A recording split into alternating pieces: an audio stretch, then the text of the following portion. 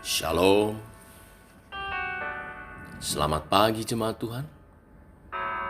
Berjumpa kembali dalam doa pagi online. Mari masuk hadirat Tuhan dengan iman percaya.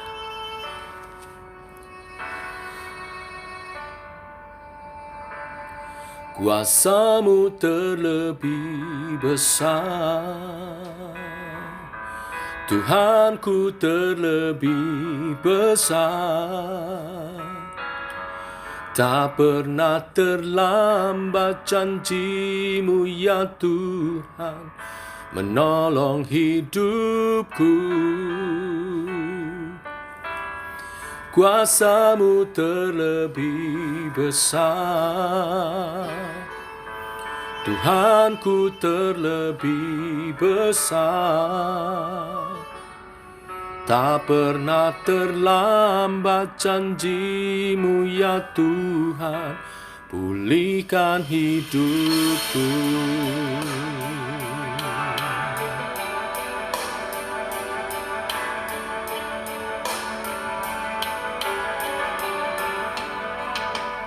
Hanya Kau Tuhan penolongku.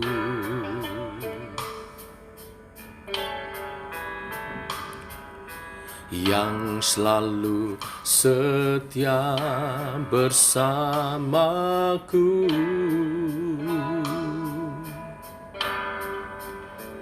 Kasih-Mu yang sanggup mengubah kehidupanku. Sungguh ku berserah, sungguh ku percaya, kuasa-Mu terlebih besar, Tuhanku terlebih besar. Tak pernah terlambat janji-Mu ya Tuhan, menolong hidupku. Kuasa-Mu terlebih besar, Tuhanku terlebih besar. Tak pernah terlambat janji-Mu ya Tuhan, pulihkan hidupku.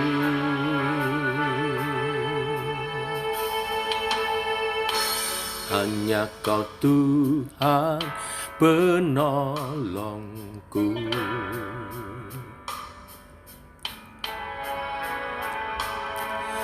Yang selalu setia bersamaku.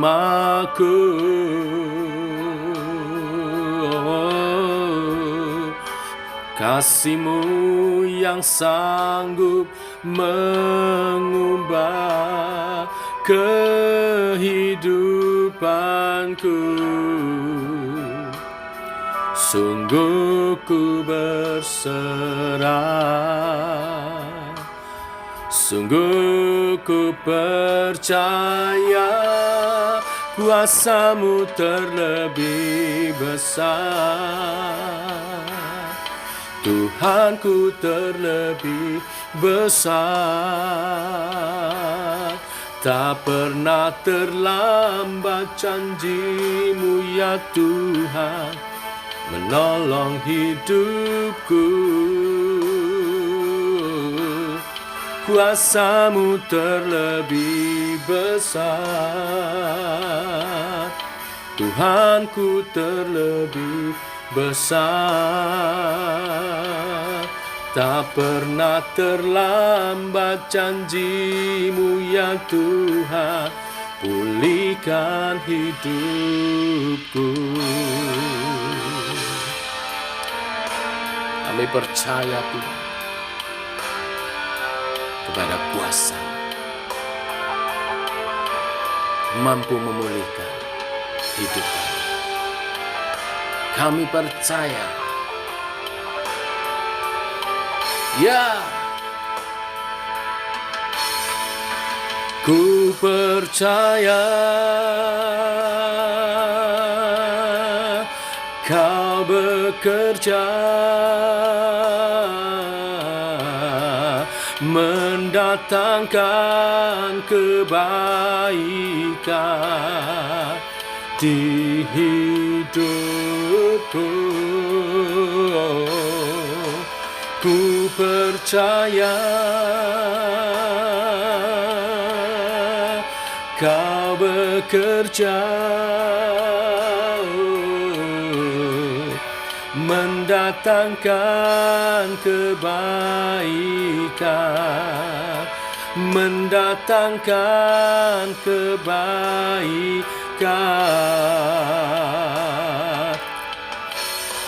Kuasa-Mu terlebih besar, Tuhanku terlebih besar. Tak pernah terlambat janji-Mu ya Tuhan menolong hidupku. Kuasa-Mu terlebih besar, Tuhanku terlebih besar. Tak pernah terlambat janji-Mu ya Tuhan, pulihkan hidupku. Tak pernah terlambat janji-Mu ya Tuhan, pulihkan hidupku. Tak pernah terlambat janji-Mu ya Tuhan, pulihkan hidupku.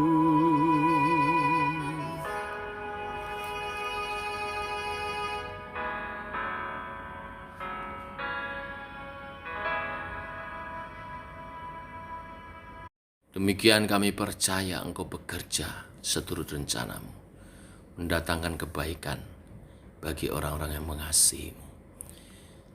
Kami mengasihi-Mu Tuhan, jadilah kehendak-Mu. Teguhkan oleh kebenaran firman yang sebentar kami renungkan. Dalam nama Tuhan Yesus Kristus. Amin. Bapak Ibu, jemaat Tuhan, kita lanjutkan renungan firman Tuhan pagi hari ini. Kisah Para Rasul 28 ayat 1 sampai dengan yang ke-10. Setelah kami tiba dengan selamat di pantai, barulah kami tahu bahwa daratan itu adalah Pulau Malta. Penduduk pulau itu sangat ramah terhadap kami. Mereka menyalakan api besar dan mengajak kami semua ke situ karena telah mulai hujan dan hawanya dingin. Ketika Paulus memungut seberkas ranting-ranting dan meletakkannya di atas api, keluarlah seekor ular beludak karena panasnya api itu, lalu menggigit tangannya. Ketika orang-orang itu melihat ular itu terpaut pada tangan Paulus, mereka berkata seorang kepada yang lain, "Orang ini sudah pasti seorang pembunuh. Sebab meskipun ia telah luput dari laut, ia tidak dibiarkan hidup oleh Dewi Keadilan." Tetapi Paulus mengibaskan ular itu ke dalam api, dan ia sama sekali tidak menderita sesuatu. Namun mereka menyangka bahwa ia akan bengkak atau akan mati rebah seketika itu juga. Tetapi sesudah lama menanti-nanti, mereka melihat bahwa tidak apa-apa yang terjadi padanya. Maka sebaliknya mereka berpendapat bahwa ia seorang dewa. Tidak jauh dari tempat itu ada tanah milik gubernur pulau itu. Gubernur itu namanya Publius. Ia menyambut kami dan menjamu kami dengan ramahnya selama 3 hari. Ketika itu ayah Publius terbaring karena sakit demam dan disentri.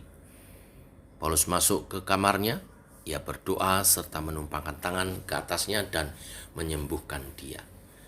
Sesudah peristiwa itu datanglah juga orang-orang sakit lain dari pulau itu dan mereka pun disembuhkan juga. Mereka sangat menghormati kami dan ketika kami bertolak mereka menyediakan segala sesuatu yang kami perlukan. Amin. Bapak Ibu, Yesus pernah berfirman dalam Markus 16 ayat 17-18, tanda-tanda ini akan menyertai orang-orang yang percaya. Mereka akan mengusir setan-setan demi namaku. Mereka akan berbicara dalam bahasa-bahasa yang baru bagi mereka. Mereka akan memegang ular, dan sekalipun mereka minum racun maut, mereka tidak akan mendapat celaka. Mereka akan meletakkan tangannya atas orang sakit, dan orang itu akan sembuh. Perkataan Yesus ini, firman yang Yesus sampaikan ini, digenapi ketika Paulus berada di Pulau Malta. Suatu kejadian terjadi saat penumpang kapal berdiam di sekitar api unggun, di mana Paulus digigit ular beludak, tetapi tidak mati. Padahal ular ini racunnya sangat kuat dan berbahaya dan mematikan. Hal ini menjadi bukti bahwa Tuhan menyertai Paulus dengan kuasa mujizatnya, dan sekaligus menjadi kesempatan Allah untuk memakainya sebagai alat pemberitaan Injil selama dia bersama-sama dengan penduduk Malta.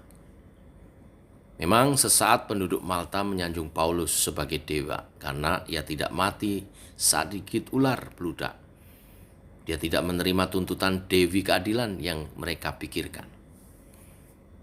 Ini merupakan kesempatan Paulus menjelaskan kuasa Kristus di balik kejadian yang ajaib itu. Bahkan kesempatan kedua pun muncul ketika Paulus menyembuhkan ayah Publius, gubernur Malta, yang sakit demam dan disentri. Di ayat 8 dijelaskan. Tentu saja berita itu dengan cepat menyebar ke seluruh pulau. Bila sebelumnya penduduk Pulau Malta berlarian ke pantai untuk menolong para penumpang kapal yang kandas, saat itu mereka justru meminta agar orang-orang yang sakit di pulau itu disembuhkan. Kuasa Tuhan dinyatakan dan Injil diberitakan. Pelayanan Paulus kepada orang-orang Malta ternyata bermanfaat juga secara fisik, karena mereka menyampaikan rasa terima kasih mereka dengan menyediakan keperluan Paulus dan teman-temannya sekapal.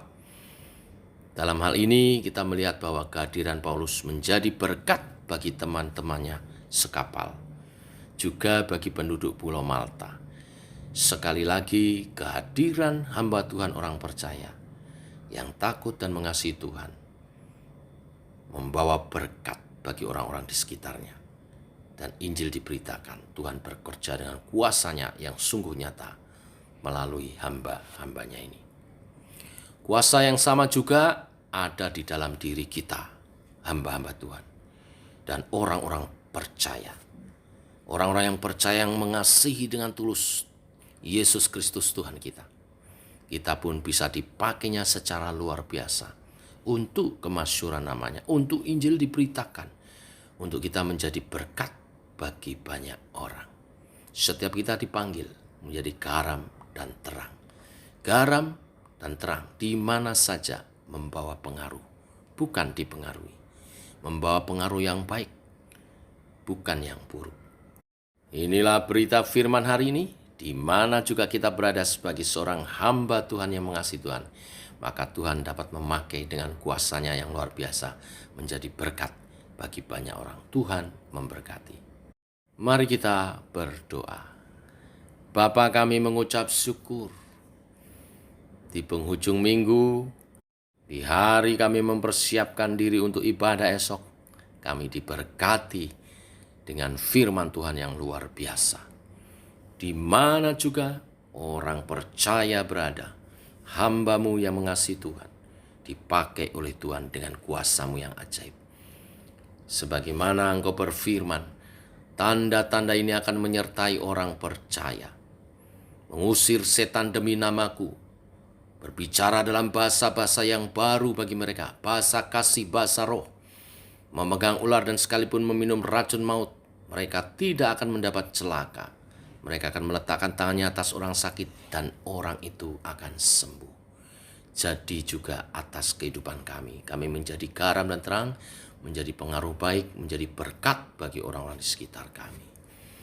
Persiapkan setiap kami untuk ibadah esok pagi, ibadah sebagai wujud bakti kami kepadamu, umat yang menyembah Yesus Kristus Tuhan kami.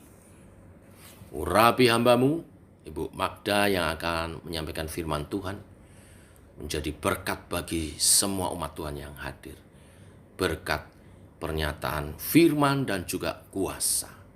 Firman-Mu yang menuntun kehidupan umat-Mu, jalan dalam terang-Mu, menapaki rancangan-rancangan Tuhan, rancangan damai sejahtera, dan kemuliaan hidup di dalam Kristus dinyatakan atas kehidupan kami melalui kebenaran firman yang akan dihidupin. Dan kuasa-Mu dinyatakan, yang sakit peroleh kesembuhan, yang lemah peroleh kekuatan yang daripada Tuhan, dan pimpinan dan tuntunan pertolongan untuk setiap pergumulan daripada umat Tuhan. Dan berkat-berkat penyertaan dinyatakan. Kami menyerahkan ibadah kami dalam tangan-Mu. Tim kebersihan yang menyiapkan tempat, Tuhan berkati. Tim musik, worship leader, Tuhan urapi latihan mereka untuk menjadi kemuliaan nama Tuhan. Menghadirkan hadirat-Mu untuk umat-Mu memuji, menyembah-Mu Tuhan. Persiapkan umat-Mu dalam ibadah esok pagi. Hari ini juga sepanjang hari kami menyerahkan ke dalam tangan-Mu. Setiap umat Tuhan, pribadi lepas pribadi juga keluarga-keluarga, dalam lindungan kasih sayang dan penyertaan rahmat yang daripada-Mu. Segala usaha kami Engkau buat menjadi berhasil. Dalam kelimpahan-Mu kami memuliakan Tuhan. Dengan harta kami yang terbaik dipersembahkan kepada-Mu. Tak lupa kami bawa dalam doa pemerintahan bangsa dan negara kami Indonesia. Bapak Presiden Jokowi dengan wakilnya dan staf kabinet menterinya, bersama Polri dan TNI, menjaga kesatuan Republik Indonesia, ketertiban dan program-program pemerintah yang terus sedang membenahi Indonesia ini. Rencana perpindahan ibu kota juga Tuhan Engkau atur segalanya mendatangkan kebaikan bagi Indonesia. Kami umat Tuhan sebagai pendoa syafaat berdoa supaya segala proses pemerintahan ini benar-benar menguntungkan dan mensejahterakan rakyat Indonesia. Dijauhkan dari korupsi, dijauhkan dari kuasa jahat orang jahat. Indonesia diberkati. Indonesia banyak jiwa diberkati, bertobat menerima Yesus sebagai Tuhan dan Juru Selamat. Dan gereja yang ada di Indonesia menjadi dampak yang baik. Demikian juga gereja kami. Kami menyerahkan doa-doa ini di dalam nama Tuhan Yesus Kristus. Amin. Demikian saudara doa pagi kita. Selamat pagi, selamat berjalan bersama dengan Tuhan. Shalom, tetap semangat.